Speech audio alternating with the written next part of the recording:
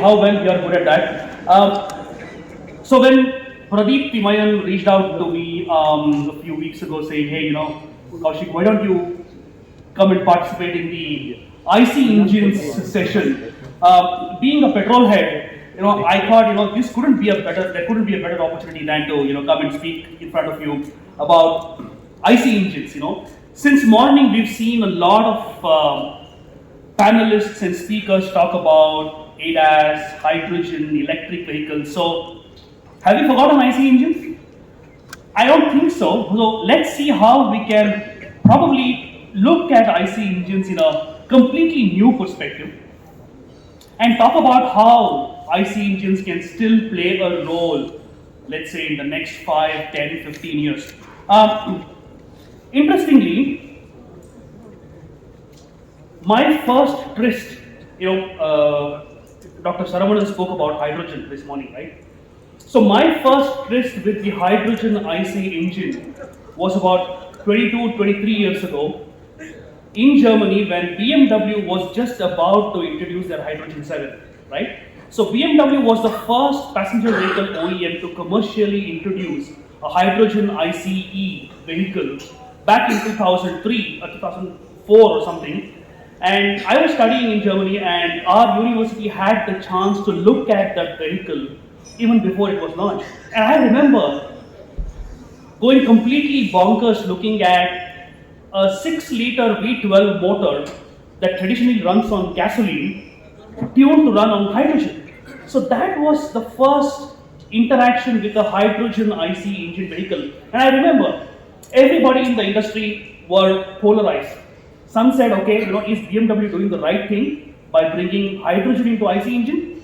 Why are they going away from their tried and tested method of high performance petrol engines? But BMW went ahead and they introduced the Hydrogen 7 in 2005. But unfortunately, they were able to sustain it only for about a couple of years, and in 2007-8 it went out of production. Cut to recent times. Last year, if you have read the news, Toyota partnered with Yamaha, who in turn partners with Kawasaki to develop hydrogen IC engines. I mean, who would have thought 15, 20 years ago, a car OEM partnering with a two-wheeler OEM to develop a powertrain technology? It's happening today. So I think, continuing on the themes that the speakers in the morning talked about, which is collaborative ecosystem, I think, one thing we need to be very, very clear about is that going forward, there is no other option but to collaborate, That's the only way forward, and that's the only way we'll be able to build a sustainable ecosystem, whether it is hydrogen, CNG, LNG, electric, you name it, right? Any fuel for that matter, a collaborative ecosystem is the only way that will work. So with that context, let me, talk about a couple of things in terms of, excellent. So how we see the commercial vehicle ecosystem in India, we've kind of identified 5 pillars. I'm going to talk about very briefly, and then I'm going to invite my esteemed panelists to talk about their perspectives. So whenever we talk about commercial vehicles, right, it's all about fleet management. Everything revolves around TCO, which is total cost of ownership, and ways to improve productivity and efficiency. How can we do that? First pillar, right? Zero downtime. I mean, this is the number one challenge for any CV fleet operator in the country today. How do you minimize downtime? How do you minimize vehicles spending time at garages and workshops, right? And associated with that comes improvement in efficiency, right? Predictive maintenance. How can you say ahead of time that a particular part in a commercial vehicle is going to fail? And how do you bring that to your service center to ensure there is minimum time spent in changing the parts? So zero downtime is one of the biggest challenges. Second one, zero emissions. Everybody today talks about electric trucks, right? And obviously, again, going back to what Dr. Saravanan spoke about and presented this morning, it doesn't necessarily have to be electric, right? We've got multiple options, and we can work towards carbon neutrality, net zero emissions, if we are going to adopt the right powertrain portfolio and solutions. So clearly, zero emissions, and hydrogen is going to be a very, very strong case towards that. Third pillar, zero accidents, and that is where ADAS comes in, right? We saw a wonderful presentation from ZF. Mr. Ramanathan showed the video where you've got lane departure warning, emergency braking, automatic cruise control, you name it, right? So ADAS is going to become a very significant pillar when we talk about moving towards zero accidents. Is that possible? Is that real? I don't know. I mean, if you look at the situation in India where every year 150,000 people die, can we consider even talking about zero accidents? I think yes, maybe not immediately, but definitely in a few years from now. And that is where ADAS and driver assistance comes into the picture. The fourth pillar, zero congestion. I mean, just imagine the amount of time we spend, on the road, just stationary, going nowhere, right? The same thing happens with trucks as well. And that is time lost, that's productivity lost, that's efficiency lost. How can you have, again, we've seen that in some of the presentations earlier this morning, how you can use, I think the best one was what Arun mentioned, right? How you can use machine learning and AI to ensure there is improvement in productivity, ultimately move towards zero congestion. Last but not the least, zero latency. And this is where telematics and 5G connectivity comes in, right? We are today talking about advanced fleet management solutions, right? Where there is real-time data being transferred from the fleet, wherever it is in the country, to a control room, again, wherever it is in the country, and the fleet operator has constant visibility, real-time visibility on where the truck is, what the driver is doing, and whether the customer is going to get his or her product in time. So I think these are 5 pillars. Keep in mind, IC engine, today's themes discussion, IC engine plays a role in at least 3 or 4 of these pillars. And that is what we are here to talk about. How can we ensure that IC engines continue their service in their non-polluting form? And I said before that I'm very happy to see that we can have a beautifully sounding V12, V10 or a V8 motor with practically zero emissions, which probably we couldn't think of 10 years earlier. So with that context, I am now going to invite my first panelist and first speaker, Shailendra, to come and share his perspectives. Shailendra, please. So good afternoon, friends. So let me first give a disclaimer.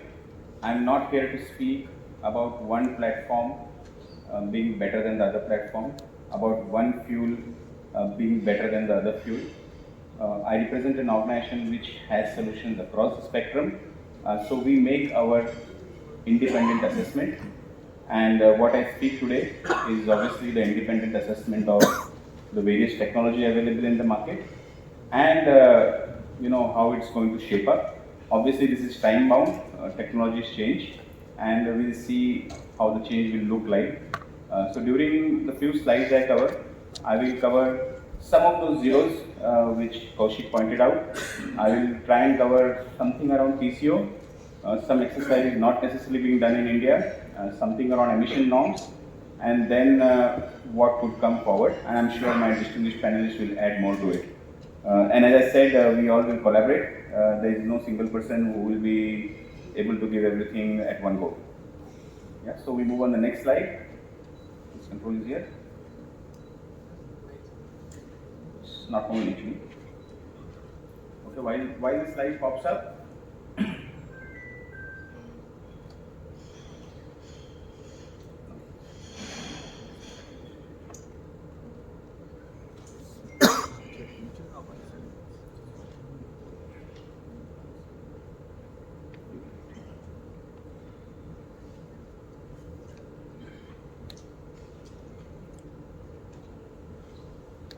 so this proves that technology can falter sometimes, and that's why the old is gold. And so we are going to speak about IC right now. Well said. Okay, so I'll still go on moving on this.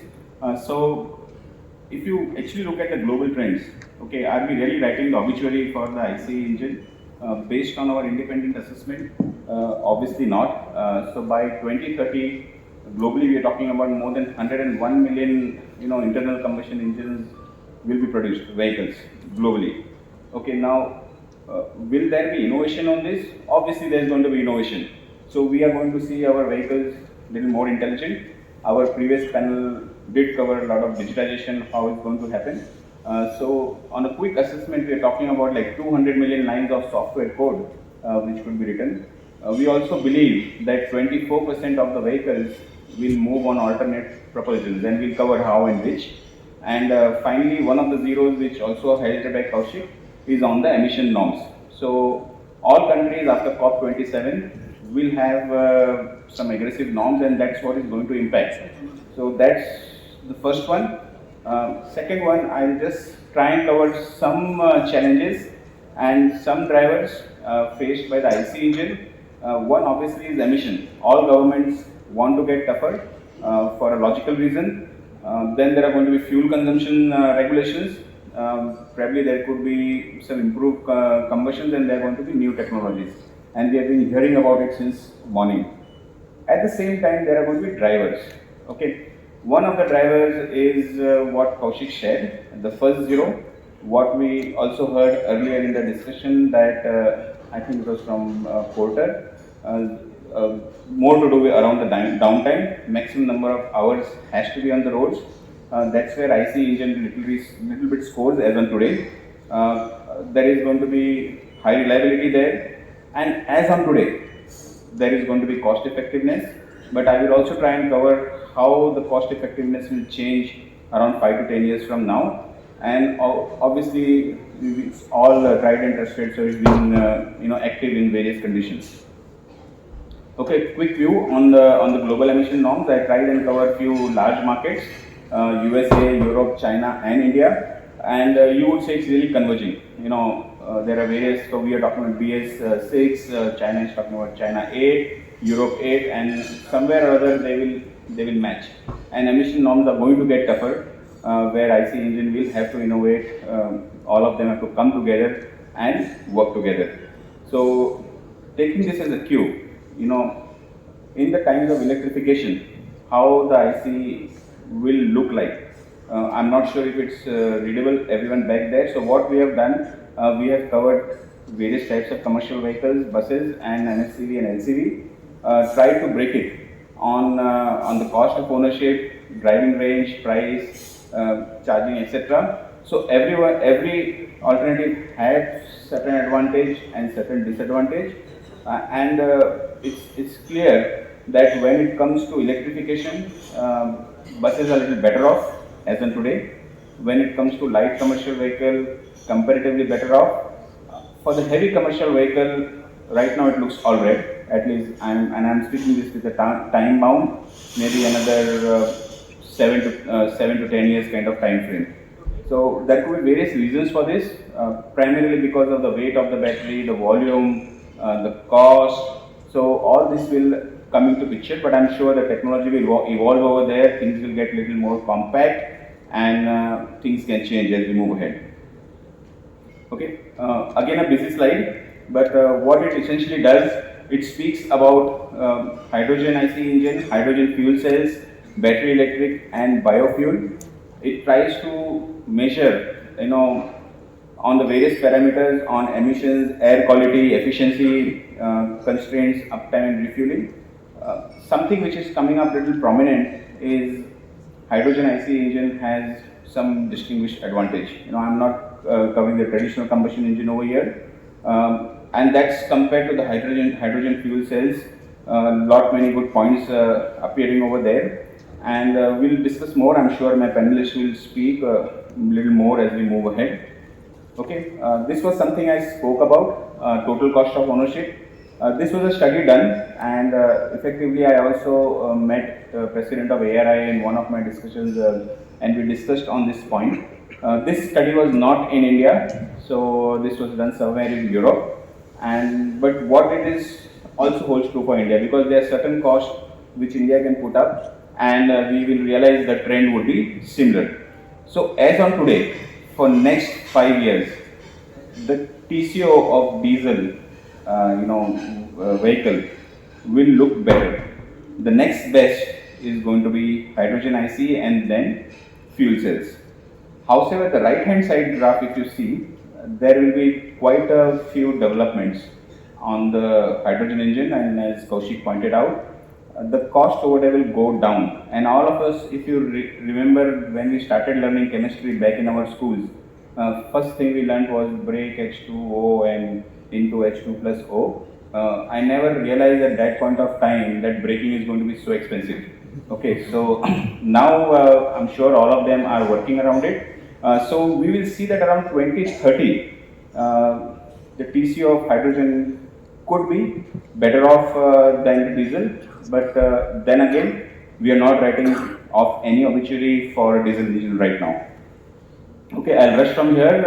I will request all my other panelists to add, but just shows the convergence of fuel. It talks about IC engine and electrification and how the things will shape up. Again, I have taken this input from ARI and they hold a patent for it. I'm just representing this for the audience. And this links back to my first slide where I said there will be alternate propulsion. There will be, within IC, there will be options. And this is where it comes up. So you will see a lot of synthetic fuels, you will see hydrogen, you will obviously traditional fuels as we move ahead. Okay, again, some busy slide. Lot of new technology coming up. In short, how are they going to impact the noxious gases and carbon dioxide? What is the kind of cost an OEM will have to incur to get this technology? And then last one, I'm just doing marketing for my own organization. We are present there.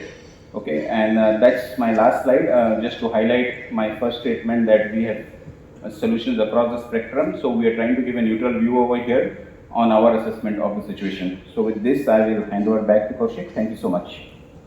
Okay, thanks Kaushik and Shailendra for setting that context. Good afternoon, ladies and gentlemen. I take this opportunity to thank CII for inviting Cummins to represent this forum. And certainly starting with disclaimer, what Cummins would talk about is Cummins' perspective.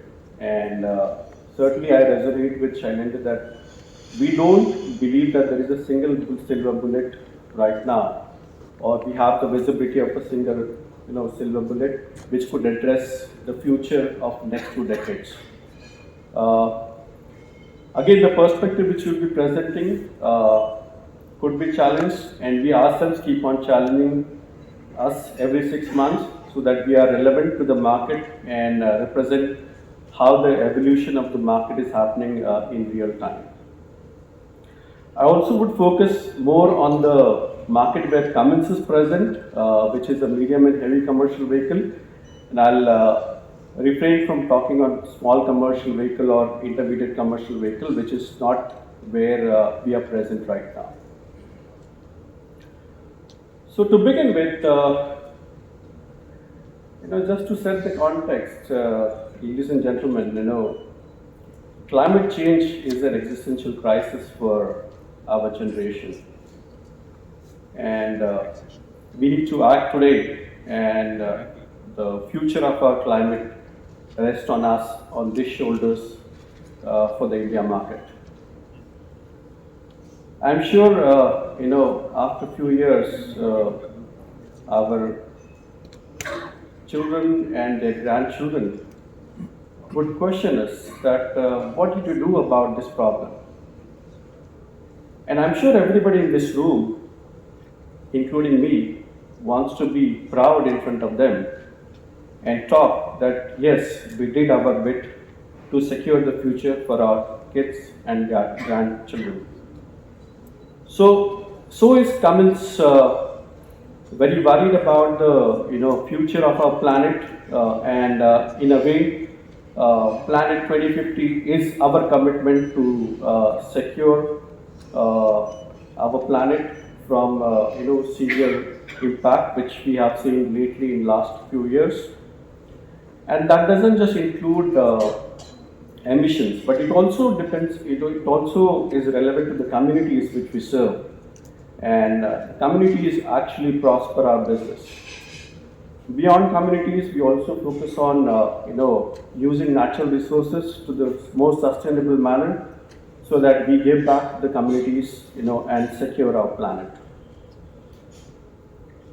So moving forward, I think I'll try to build up on what Shailendra and Kaushik talked about a few minutes back, and here I'm talking about our perspective on what's a credible path for zero emissions. Now, I'm very much emphasizing on the credible path because that's what is relevant for the segment where we represent. The customer, the truck owner, is least worried about how green the truck is, unless it gives him a better livelihood compared to what he's been doing right now.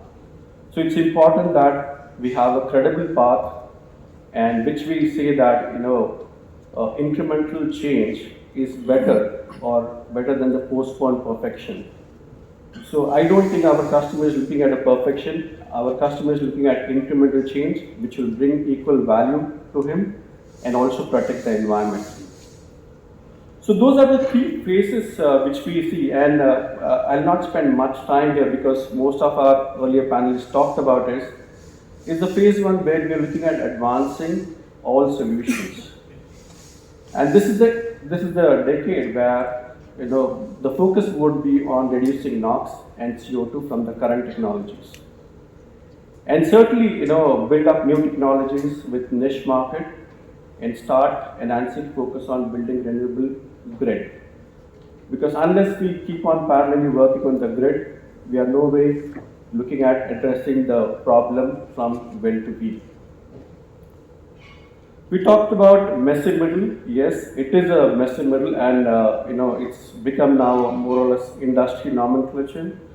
That how the decade which is starting from 2030 would be complicated, but each fuel would keep on competing with each other, and that's a future which is what quite dynamic, and we need to keep on evaluating. So we'll have new technology emerging and stabilizing, and certainly we'll have more focus on new fuel infrastructure and renewable grid starting building up. And the third and the last phase, what we see is the zero emissions, where certainly we will see a resilient grid growing up, hydrogen infrastructure growing up, and certainly the new solutions, zero emission solutions, looking at more sustainably across the markets. Now this is certainly not a this is more of a industry-wide norm. There could still be some applications which earlier during the day panelists talked about, which have a future of zero emission technologies today, whether it's a bus or a terminal tractor or similar application. But what we are referring here to the larger market, and how do we see transition to the larger market in different technologies.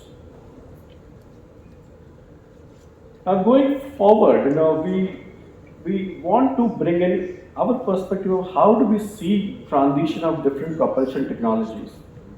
And I know we are making a very strong statement here, the internal combustion engine would be a dominant technology for next 15 to 20 years.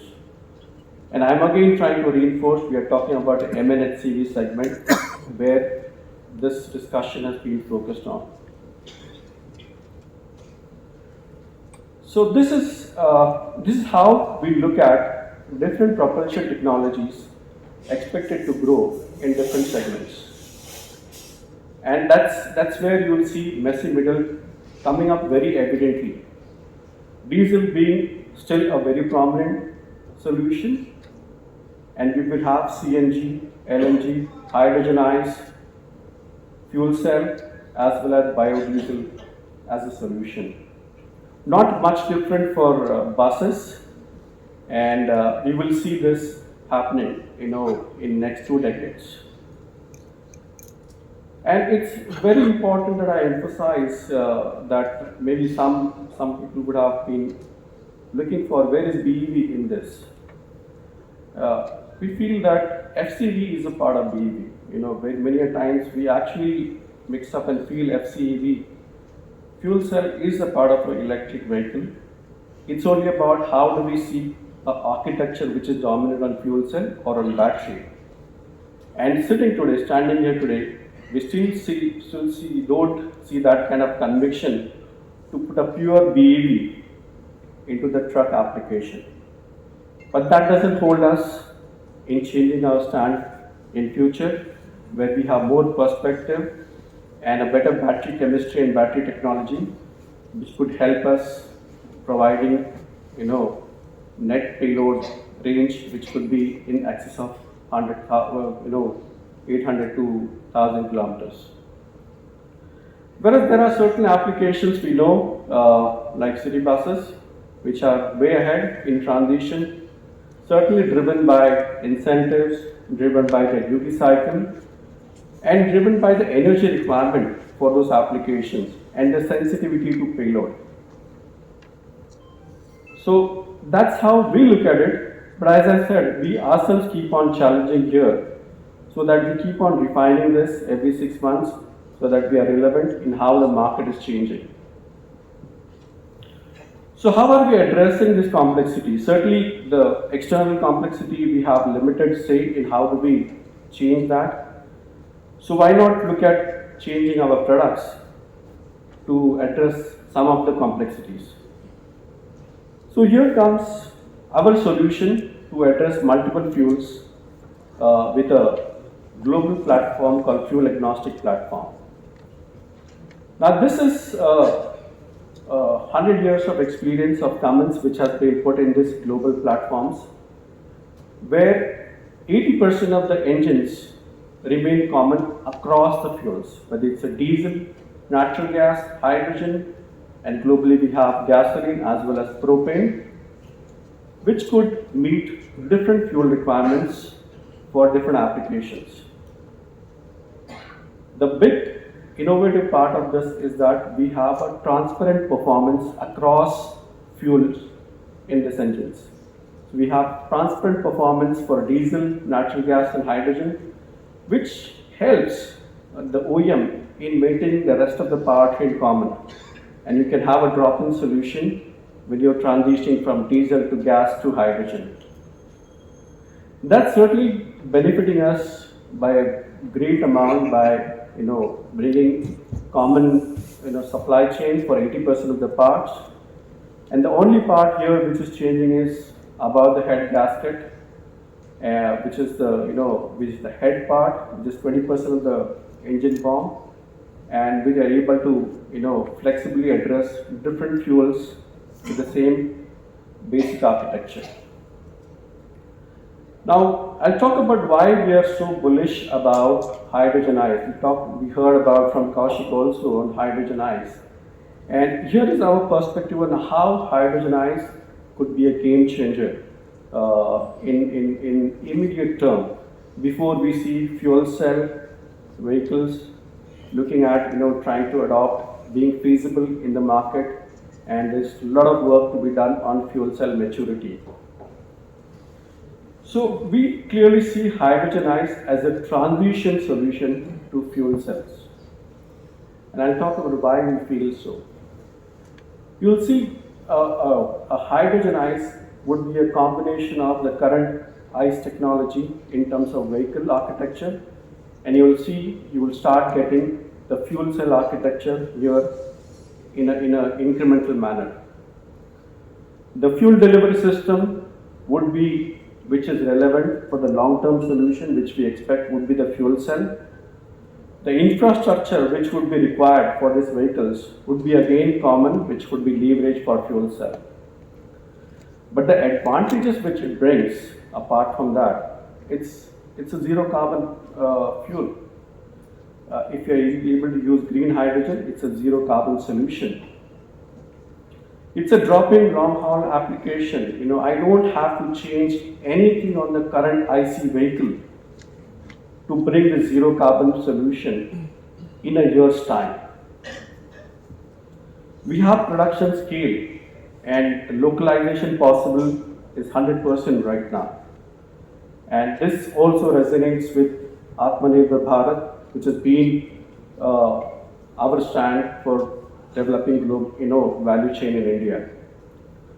Cost competitiveness to end user. I can just give you an example.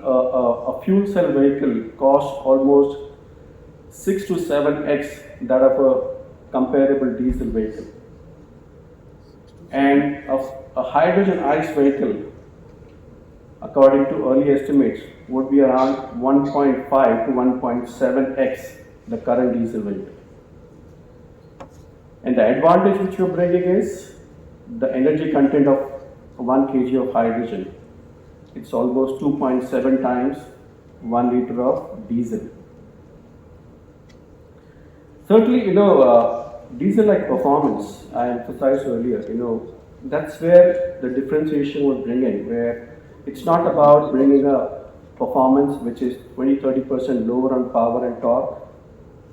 It's about providing transparent performance which does not impact the rest of the powertrain for an OEM. Certainly, familiar powertrain, established supply chain, that's a much bigger challenge. And in the last 1 year, we have realized how important is supply chain when we saw disruptions with the chip and certainly a lot of parts related to commercial vehicles.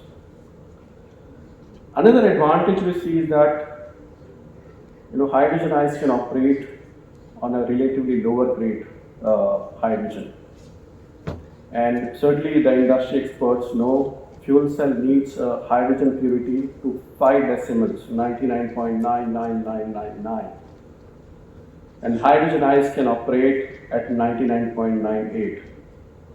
And this may feel that it's just the 3 decimals, but I can tell you the cost of producing that purity of hydrogen is almost 2 to 3 times.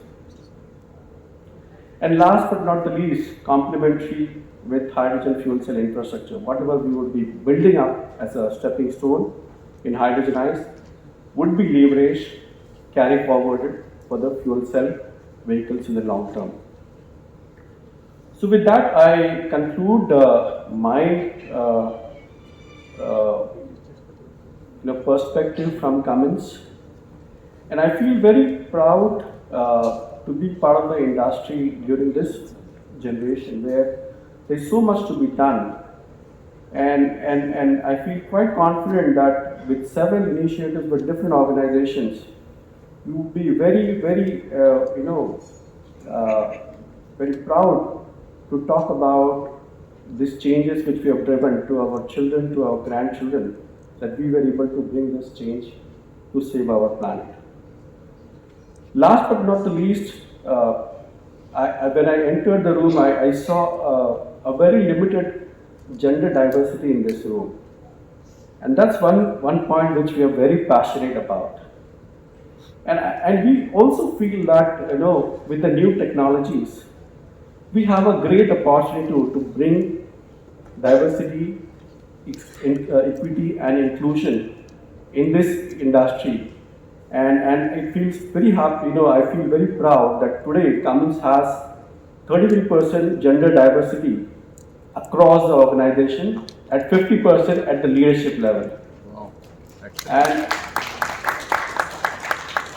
And we feel that in next 5 years, we can take the entire organization to 50%, and we're banking a lot on these new technologies where you have much lesser resistance or mental resistance, I would say, not physical, mental resistance for different genders being able to perform equally against different genders. So with that, thank you very much for listening patiently. I hand over to Kaushik for the next speaker.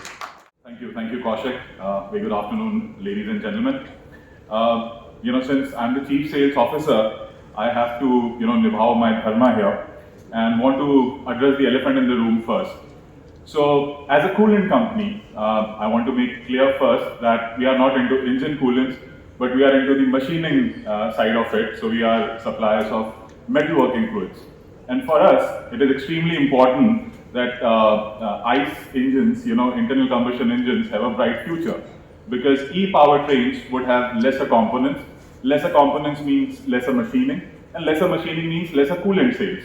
So, this definitely is a threat But that's not the purpose why I'm here today. I'm here today to talk about how there are technologies, there are ways and means available to make the combustion engines greener. Mr. Saravanan had this beautiful slide in his presentation where he showed us the green truck. And there's nothing like an absolute green truck, because green is an absolute term. And greener is relative. So green has 50 shades of green, if I may put it that way. So this is what I want to kind of highlight with my presentation.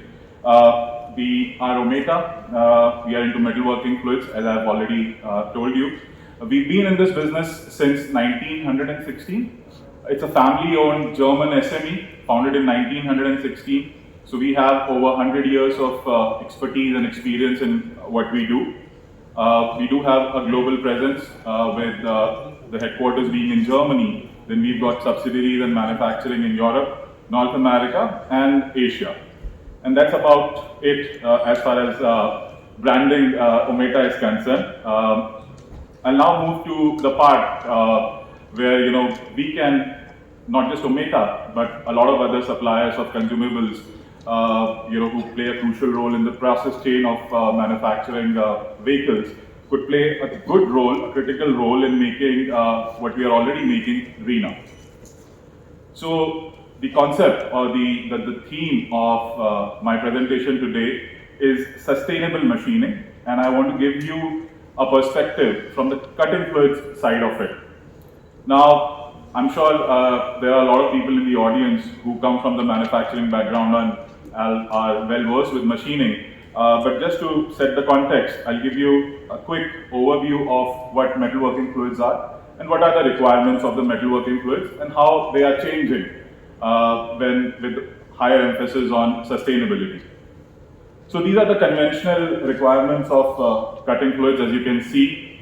I won't go much into the details of these requirements, but the evolving requirements or more crucial requirements in the current age are environment, health and safety, and recyclability.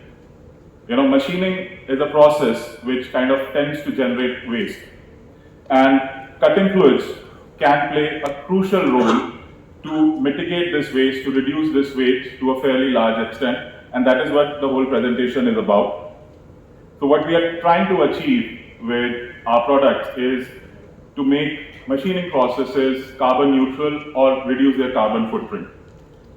Now, United Nations has set several sustainable development goals, and there are certain goals, among these 17 goals. While developing our sustainability strategy for the group, we had to choose the most critical and relevant roles for us, or goals for us rather, as a metalworking fluids manufacturer. And then finally, we zeroed in on these 5 critical sustainable development goals: good health and well-being, responsible consumption and production, not just at our factories, but also the way our products are used at our customers' shop floors. Climate action, life below water, and life on land. How can we achieve these goals as an organization? So we thought of there are 3 possible means of achieving these goals. First being, this is a cyclic picture, so there's no first here. But the first being, let's say, sustainable process media. So if you are machining, can we use metalworking fluids which are themselves sustainable? For example, not based on mineral oils, but probably based on renewable resources, sustainable raw materials, and sustainable processes. It is very important that how our processes are designed, are they themselves sustainable? So there are several case studies that I could have presented today, but because of a time constraint, I had to choose a particular case study which kind of summarizes all of these 3 initiatives that could be taken by machine shops to make the process itself more sustainable and make the internal combustion engine greener. So what I want to present to you is a general layout of a shop floor. And what I want to highlight with this slide is, how the waste is generated in a machining process. Now, those who are aware with machining would know that a machine shop floor uses multiple types of process media. There could be neat cutting oils, there could be wash processes, then there are water miscible coolants on your machines. Your machines have hydraulics, slideway loops, and then there are terminal wash processes. And because all these are not compatible, I'm sure that everybody knows that oil does not mix with water on its own, right? So if you have an upstream process, as shown on the very right of your screen, a neat oil, a component being machined with a neat oil, then subsequently has to be machined in a process further downstream on a water miscible coolant. Now this will create wastage in form of what we call in our terminology tramp oil. Now to avoid this tramp oil, what could be done is to introduce an intermediate wash process to get rid of the oil so that you don't have a tramp oil downstream. But what we are doing with this is, making the process longer. So the turnaround time for a finished component gets delayed, and the intermediate wash process also is consuming resources. Then of course there are leakages of hydraulics and slideways. As we all know, hydraulics and slideways are usually based on mineral oils. Their leakages further creates waste. And then we have wash processes, and washing fluids require faster replenishing and faster discharge. Otherwise, their efficiency is lost. So this was a concern, how to kind of avoid this cocktail, if I can, put it that way, because this is a cocktail of different metalworking media, which kind of creates a lot of hassles for machining. So this was the challenge, the problem, about which the researchers and chemical engineers at Oemeta thought about, and then they thought about, redesigning this whole process, repurposing the products, and then the idea is to come up with a single product cannot solve this problem. So we finally had to come up with a product system. I'll not be talking about that product system today, just to not make the presentation kind of sales oriented. But the idea was that can we make the process seamless? Can a component flow from a neat oil process to a water miscible process without having the need of an intermediate wash process? Can our hydraulics and lubes be compatible with a water miscible coolant so that even if there is a leakage, there is no tramp oil generated, there is no waste generated, and can we have in-process cycling of wash fluids? So this was the idea, and to move this idea from the labs at Oemeta to a shop floor, we wanted a customer. As the saying goes, that necessity is the mother of invention. We call it that a key account is the mother of innovation. So we were fortunate to have a customer, and Kaushik kind of named that customer. I was not at the liberty to name them during the presentation. So we had this customer, and what the customer was doing, they are a large European auto OEM, and they, at one of their factories, they had crankshaft manufacturing, producing about 1.3 million crankshafts per annum. And the process, those who come from the industry understand that crankshaft manufacturing is a complex process. It involves several types of machining, hardening, all these machining processes using different media, and eventually, generating waste. So, just to kind of summarize, how did we help them with the multifunctional concept that I just presented to you, is we were able to, because of the compatibility between the different product media of the product system that we gave to this customer, we were able to eliminate several intermediate wash steps, and that itself saved them a lot of waste. And now, as you can see in the process flow, that there is a seamless movement from a water miscible application. So all the blue blocks represent water miscible applications, and all the orange blocks represent neat oil applications. There was a seamless flow.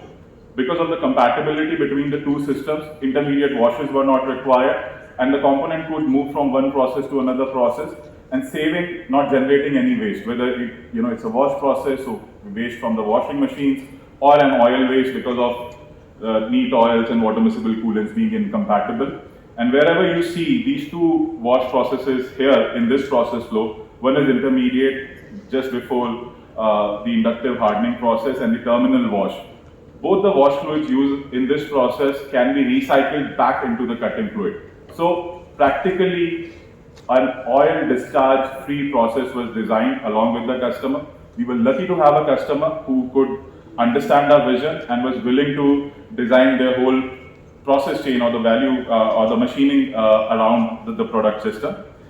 Now, this was done sometime in the early 2000s, and then eventually, as sustainability started trending more and more, and environmental effects of the way we do business became more and more relevant, we decided that okay, there is a concept which has been implemented, but what is the absolute advantage of having this system? So, whatever the advantages were, they had to be quantified.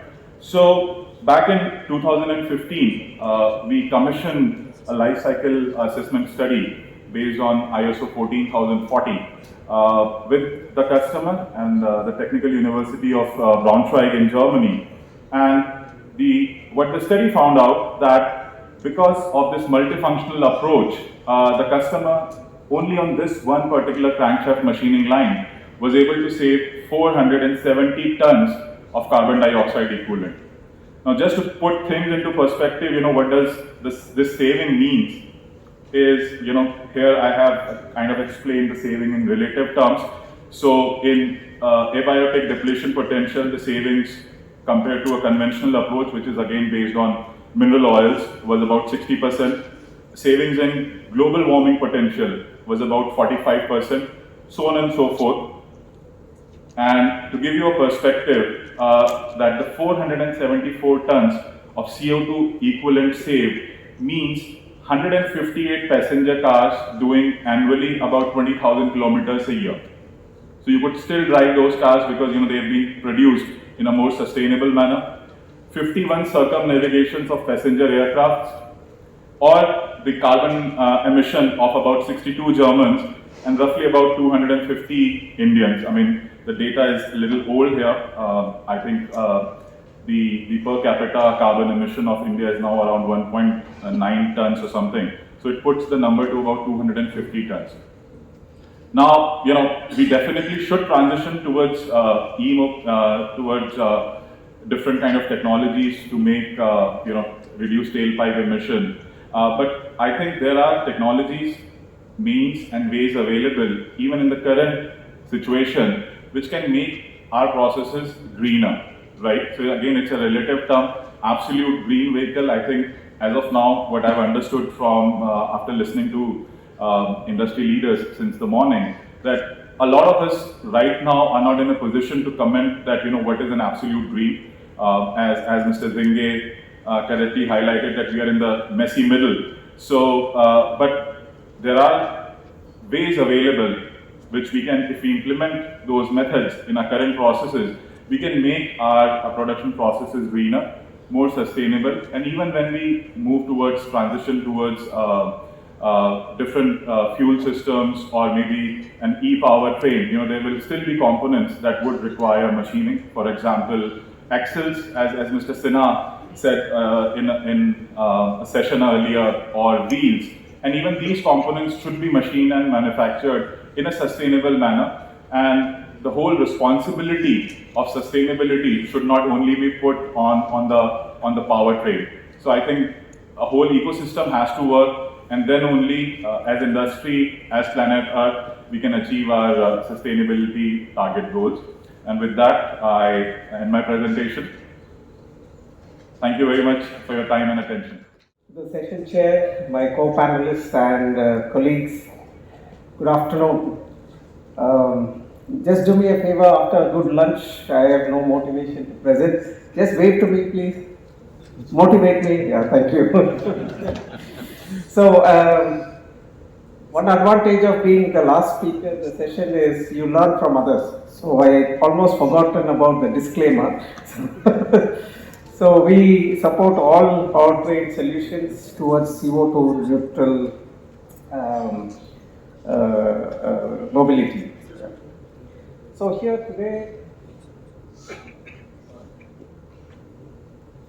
today I'm focusing a little bit on hydrogen engines for commercial vehicles as a robust and sustainable technology option.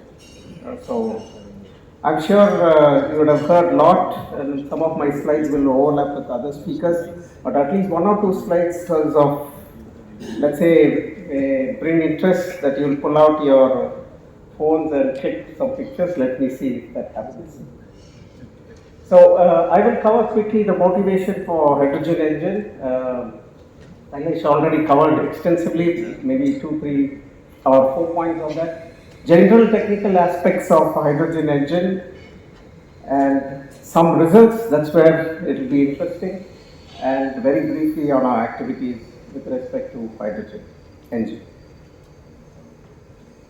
So our champion of today on the left hand side is ICE, especially for CV, the diesel vehicle. It was meeting the needs of a heterogeneous end usage market in terms of load, power, range, or terrain, name whatever we had diesel powertrains in the commercial vehicle segment. And in our move towards CO2 neutral mobility, we will see, and we are already witnessing the advent of electric, and then we are discussing hydrogen fuel cells, we are discussing hydrogen engines, and the hydrogen engines with renewable fuels. So we will see all powertrains moving, finding their own place in the market towards the CO2 neutrality. So we feel that we need all these technologies to meet the customer and societal needs of the requirements. So coming to some arguments, apart from what Shailesh already mentioned, Abhimanyu will be very happy at this. We mainly have steel and aluminum, so you can cut and sell coolants. And that is important thing, that we can just step up from today's technology and we can easily transfer into hydrogen engines. We use the same steel and aluminum, very small amounts of precious metals, especially for after treatment. Then we have established production processes from today's engine technology. It's just a small step towards hydrogen engines. So we can use the existing production lines, assemblies, supply chains, subsystems. So that speaks on behalf of hydrogen engines. Like diesel, the hydrogen engine can meet the various end use cases very easily and also support moving towards CO2 neutral mobility. And disposable substances. We are used to recycling concepts from our existing existing engines, and therefore recycling hydrogen engines will not be a big concern. So technical and non-technical arguments in very brief is shown here, which favors hydrogen engine technology. Some general aspects. Now when coming to the emissions, at least I had not seen such results earlier. Comparing it with diesel, where we see here a sketch showing 6 to 12 grams of nitrogen oxides. If we compare that with hydrogen engines, they are in the range of 1 gram per kilowatt hour. And also you see the temperatures in the exhaust are very favorable to the known technology in terms of after treatment for NOx. And this is a simple sketch, not with scale. You can see the raw emissions itself drops to a very low level, and from there you can see hardly any emissions coming out of the tailpipe. Since the fuel itself is hydrogen, does not contain carbon, so we see very low values of PM as well as PN, hydrocarbons and CO2 because of the fuel itself.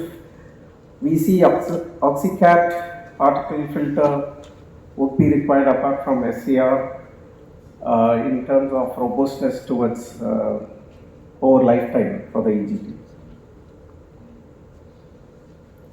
So we see exhaust emissions close to zero at the tailpipe. So we are saying at the moment we are not saying we eliminate something after treatment.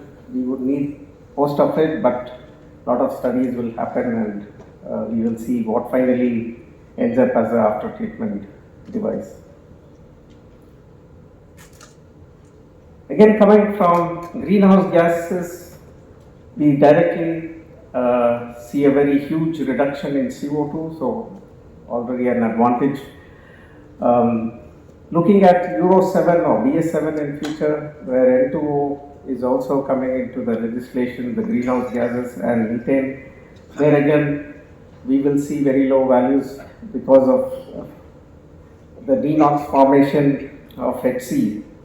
Denox reactions from HC will be low because HC itself will be low. So both from oxycat as well as from SCR catalyst, the N2O will be much lower.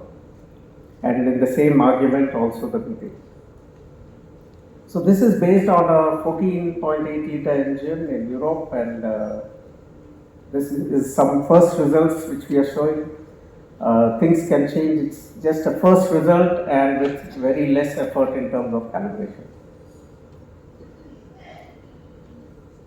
So from current knowledge, the know-how that we have, current technology, we could see good reductions also in the greenhouse gas emissions.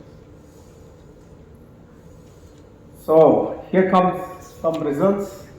What you see on this graph is the NOx emissions, and you can see very low values in most of the area in the map. And accordingly, if you see the temperatures, we have say favorable temperatures in the exhaust between 280 to 400, which is good for NOx emissions. Here is the trace of WHTC, and not going into details, if you see the NOx raw emissions, you see peaks of NOx that is coming mainly during dynamic conditions, dynamic load variations. But you see the last graph shows after the tailpipe, you hardly see any emissions. Very low emissions are seen, and some emissions at the cold phase. But there is still scope to optimize. So on the right hand side, you see it in bar graph. At the tailpipe, you see very, very low emissions from this engine. This was done with existing technologies and with a moderate application effort.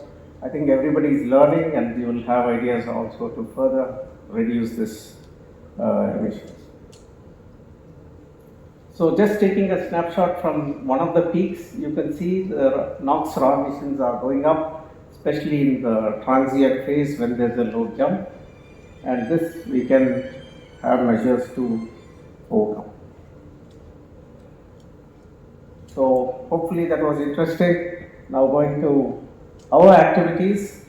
We are involved in many customer projects in terms of proof of concepts as well as in terms of series projects all over the world, covering different segments what you see. And we are, anyway, we know that in many countries already we have drivers, and we in India, we are leading the pack with the initiatives from the government, and that is propelling the hydrogen ecosystem in India. Not going into details on what other countries are doing. So here, just a gist for the hydrogen engines. On the right hand side, you would see the injection system. Hydrogen engine is neither purely gasoline engine nor purely diesel. It's a combination. And therefore, we need to bring control strategies from both the systems, and our control unit combines these strategies of both gasoline and diesel functions.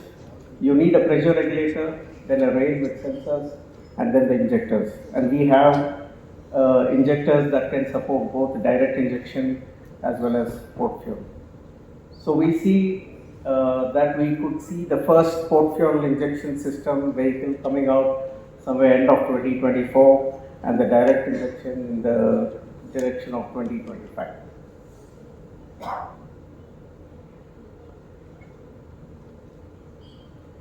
So apart from the injection system itself for the hydrogen, we need the tank system, after treatment system, sensors. So this is on the subsystem part. but however we need excellent control strategies, we need services, we need application efforts, and also state-of-the-art test infrastructure for hydrogen. So all this are the ecosystem in developing the hydrogen engines and vehicles, and we could support there. So not going into details of summary, for the Indian market, we see that we need diversified solutions, diesel, CNG, hydrogen, electric, whatever, and we are tech agnostic. Hydrogen as a next suitable alternative after diesel for long-haul trucks, subject to TCO and hydrogen infrastructure. Hydrogen engine allows ease of adaptation in short and medium term implementation. Of course, competency development is something we are all learning now. System integration, standardization, efficiency, and cost innovation. Those are important aspects. And just the last, as Bosch, we can support with mature technology, dedicated engineering, and global presence. Thank you for your encouragement. Thank you very much, Josh. I think some very, very encouraging results there on the charts you showed, especially on the lack of emissions beyond a certain point. Although the peak raw emissions probably will get sorted out as we mature the technology. So Sridharan just told me that if I don't wrap up in the next 5 minutes, I need to pay for the lunch I ate. So just give me 5 minutes, Sridharan. Yeah, just maybe a quick question. So I want to come to you, Shailesh, first. One of the points Shailendra mentioned is on the intelligent vehicle where there is 200 million lines of code. I believe for an aircraft today it's somewhere in the region of 60, 70, 80 million, whereas for a car it's in the region of 200 to 50 million. So what I wanted to get from you is, as a powertrain manufacturer, as a powertrain supplier or an engine supplier, one of the key areas that everybody grapples with is competency and capability development when it comes to software, mechatronics, and so on. So as an engine manufacturer, how are you addressing this? How do you see the bridging of the gap between what the industry will need in the next 2, 3, 4 years in terms of software capabilities, and how something like an industry academia collaboration can probably help solve that problem? Thanks, Kaushik. Yeah, very relevant question actually, and maybe just to bring to everybody's notice that Cummins is certainly known as engine manufacturer, but we equally make a lot of other components like fuel system, ECMs, turbos. So we have a complete business unit which focuses on components for last 10 years. It's only that possibly it's not in the front end, hence we only associate Cummins with diesel engine, but that's not true. We have these functions being developed for last decade, and we have beyond our in-house engines, we supply those components to the independent OEMs as well. And as we see the gravity of the skill set, being increasing day in, day out, we now have a focus on electronics and called Cummins Electronics as a global function. And certainly the industry would be aware. We have a tech center in Pune, at the heart of the city in Kothur, which has almost 2,500 engineers working for global. 80% of the tech center team is working for global, where you have all this work going on parallelly on future ECMs, FUSA, functional safety, next generation ECM. So there is a work going on for next 10 years, and as to what the electronics architecture requirement for the next generation engines would be.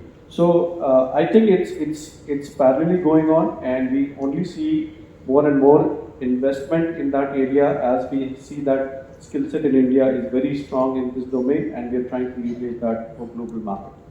Thank you very much, Shailesh. I think you are in fact I've been to the facility there in Pune, and I see that you have invested in manpower, and hopefully the experience gained from working on global projects, will be useful for, maybe utilizing them for India-specific applications. So thank you very much. So the next question is to both Shailendra and George as well, to touch upon the point which Shailesh presented, especially on fuel agnostic architecture, right?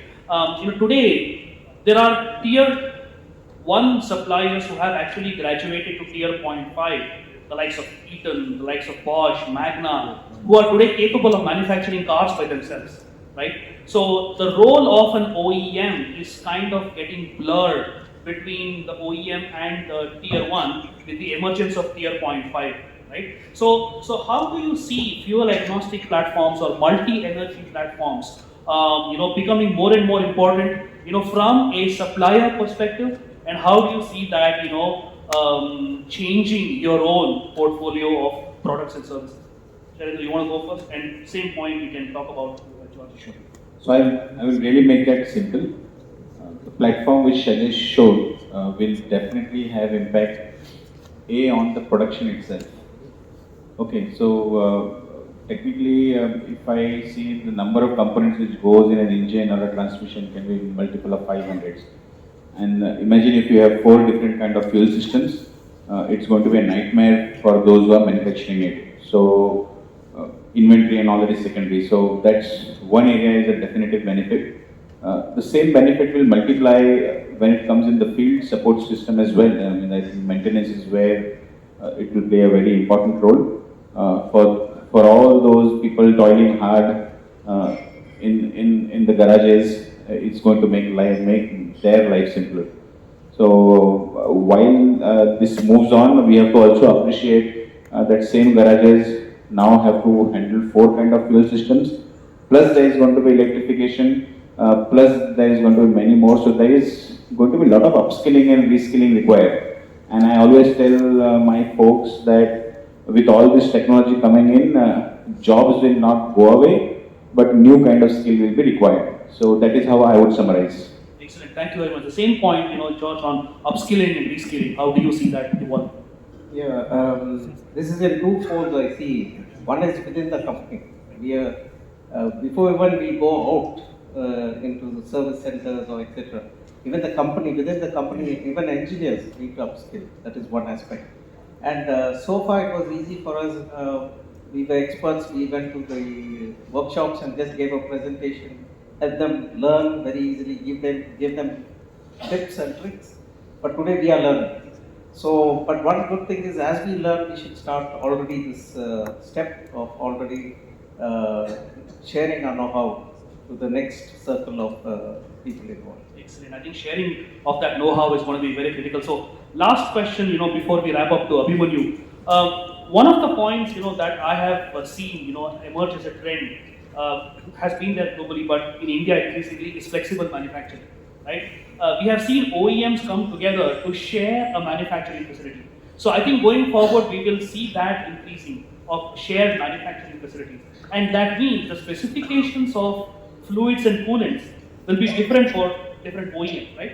So in a shared manufacturing facility, how would you manage multiple specifications without, impacting the entire production process? What are your thoughts there?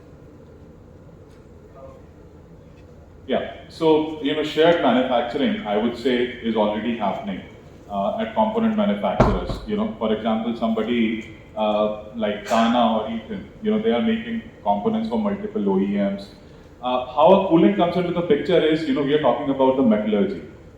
So it's not about what kind of tolerance an OEM might put on Eaton, that we require a certain component with this tolerance and somebody else might require a component with another tolerance. Where we as coolant suppliers come into the picture is what is being machined, what is the material, and that is how we supply the product. So it is again, as you say, technology agnostic. So we are again tolerances and specifications agnostic to the extent that the desired surface quality, the desired geometry is achieved, but then coolants, like any other product that we are talking about, are also engineered. So they are engineered in a way that they can perform. They have a multifaceted personality, if I can put it that way. Yeah. I think that's definitely good news to component manufacturers here who would want to, satisfy different OEM requirements without having to spend much on coolant requirements. So I'm afraid, I'm really sorry that we won't be able to take audience question and answers. But one thing is very clear. I think we have seen some very, very promising results from both tests and perspectives and the research that is being conducted on the IC engine platforms. I think one thing that we all need to be happy about is IC engines are going nowhere. And when I say going nowhere, not going away, I can say. Anytime in the next 15, 20 years. Of course, we will see a lot of proliferation from electric vehicles, hybrids, CNG, LNG, and so on. But the core IC engine, internal combustion platforms will remain, although they will evolve into multi-energy and fuel agnostic solutions. But I think we must be, quite buoyed by the fact that the next 5, 10, 15 years are really looking good for IC engines. So with that, thank you very much, my wonderful panelists, for your insights. Thanks once again, CII, for this wonderful event, and you've all been a great audience. Thank you very much once again.